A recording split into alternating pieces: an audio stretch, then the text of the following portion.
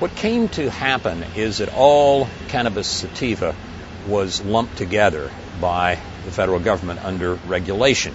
The statute doesn't necessitate that. It's classified together with marijuana under the Controlled Substances Act because it is cannabis sativa.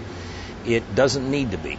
And indeed, one irony of this whole thing is that one of the greatest nightmares of marijuana growers would be to have industrial hemp anywhere near their marijuana plants. If the industrial hemp has less than 0.5% of THC and the marijuana plant has 20%, then it's a bell curve, but on the average, the next generation of marijuana plants are going to be about 10% THC, and so on.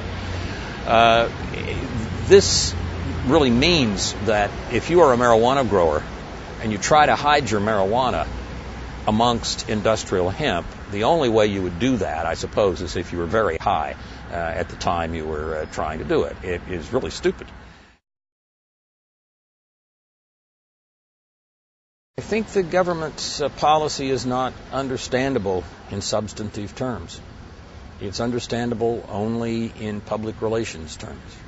The only thing on the government side of this issue, it's not wanting to give the impression that by loosening up on the growing of industrial hemp, which has a large number of very important uses, they are taking a first step toward marijuana legalization.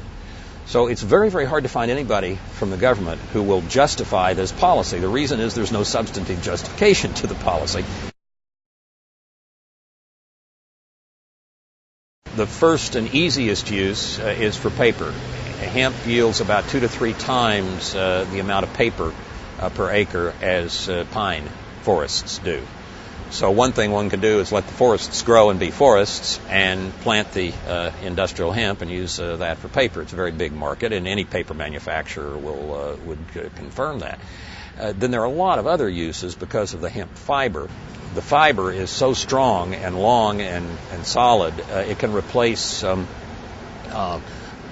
for example, fiberglass in a lot of applications. Industrial hemp is used for portions of auto bodies for some European manufacturers.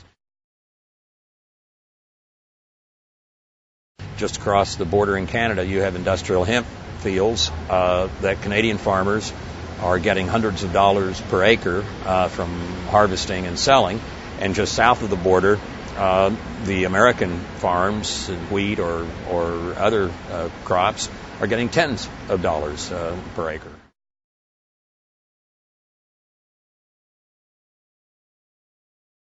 I think that it's really better, in a sense, than striking oil, because oil would produce a lot of money, whereas an agricultural economy employs people, and that's what you want.